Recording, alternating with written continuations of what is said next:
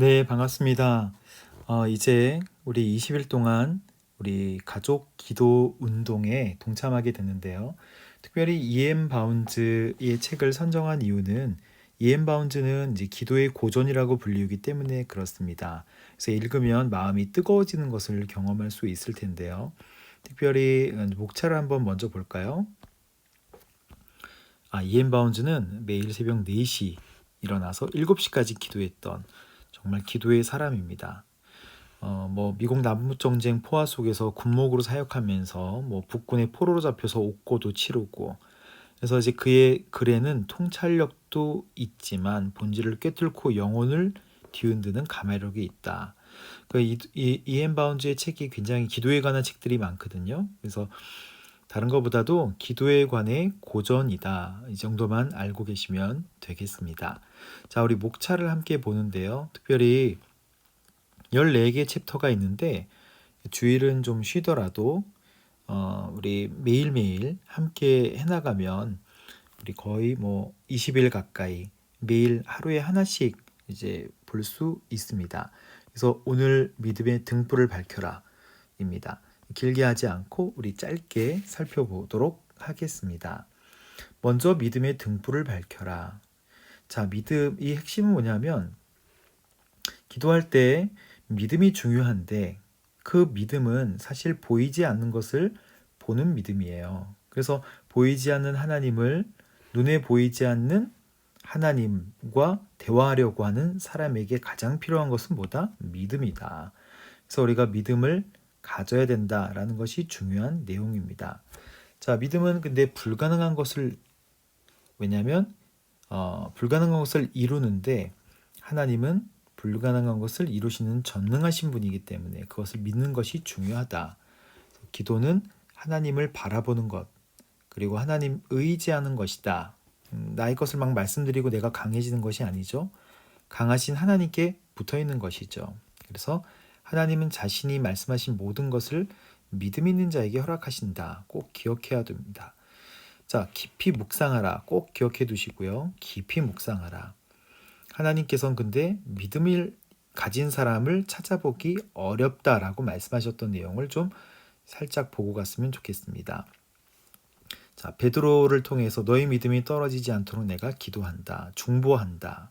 그래서 주님이 지키기 원하셨던 것은 베드로의 믿음이었다. 이렇게 설명하고 있습니다.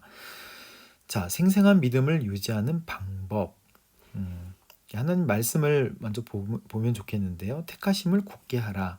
택하심은 믿음을 더하게 하고 그 믿음을 더하는 일은 꾸준한 기도로 가능하고 믿음을 살아있게 만드는 원동력은 기도이다. 그래서 결국 기도의 밑으로 내려가 보면 우리 믿음이 중요하다라는 것을 다시 한번 이야기하고 있습니다. 강력한 기도를 할 수 있는 믿음, 강력한 분께 집중하는 데 있다. 바로 이것이 핵심입니다. 믿음은 하나님께 집중하는 데 있다. 요거를 꼭 알고 넘어가시면 되겠습니다. 큰 일을 행하실 수 있는 그분의 능력을 믿는 믿음을 제자들에게 넣어 주시려고 예수님께서는 많이 노력하셨죠. 그래서 주여 제가 어떻게 하기를 원하십니까? 라고 묻고 주여 말씀하소서 주의 종이 듣겠나이다 라고 말씀드리는 것이 중요해요. 하나님의 뜻을 행하면 참된 믿음을 가질 수 있는데 하나님의 뜻을 행하지 않으면 참된 믿음을 가질 수 없다. 즉 순종하지 않으면 믿음을 가질 수 없다. 순종으로 믿음을 판단할 수 있다는 거예요. 자, 그리고 믿음은 또 기다림이라고 말씀하고 있습니다. 그래서 믿음은 오랜 세월을 기다림에 투자한다. 기다림에 투자한다. 그래서 나사로 이야기를 하고 있습니다. 나사로는 일부러 예수님께서 즉시 고쳐주시지 않았죠. 물론 거리가 멀기도 하지만 그래서 나사로를 통해서 하시고자 하는 일이 있으셨어요. 하나님의 아들로 생명을 주실 수 있는 분이시다라는 것을 가르쳐주기 위한 것이었죠. 그래서 기도는 결코 반드시 이루어지는데 결코 쉬지 말고 계속 기도해라 라고 이야기하고 있습니다. 간절히 기도하고 또 간절히 기도하면 뭐가 변할까요? 여기서 야곱의 이야기로 간절히 기도하면 글씨가 왜 이러죠? 간절히 기도하면 뭐가 변한다? 내가 변합니다. 결국 내가 변하는 것이 기도의 결과예요. 자신의 변화를 가져온다는 것이죠. 그래서 하나님을 향한 야곱의 마음이 먼저 바뀌어야 했다. 자, 넘어가도록 하겠습니다. 자, 우리 주 예수 그리스도의 이름으로 기도해야 한다. 예수님의 이름으로 기도해야 한다. 중요한 것이죠. 그래서 예수님께서 그분의 성품을 걸고 약속하시는 내용은 뭐예요? 예수님의 이름으로 내가 모든 것을 너에게 허락하겠다. 그러니까 하나님의 이름으로 기도하는 것, 하나님께 절대 순종하고 기도하는 것입니다. 그러니까 예수님의 이름으로 내가 기도했으니까 들어주셔야 되는 거 아닙니까? 이게 아니고요.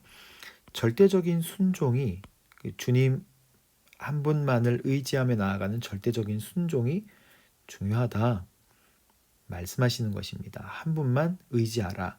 그래서 기도는 누구를 통해서 한다? 예수님을 통해서 하나님께 하는 것을 기도라고 하지요.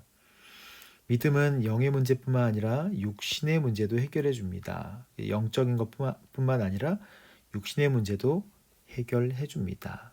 이게 두 번째 포인트고요. 또 세 번째는 믿음은 현재를 산다. 이것은